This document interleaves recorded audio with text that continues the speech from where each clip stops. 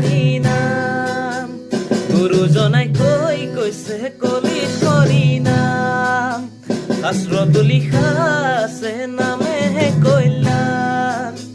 কুকুৰ শৃগাৰৰ হাত মাকো আছে ৰাম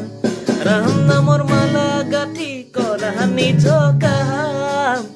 গোপাল গোবিন্দ লোৱা হৰি নাম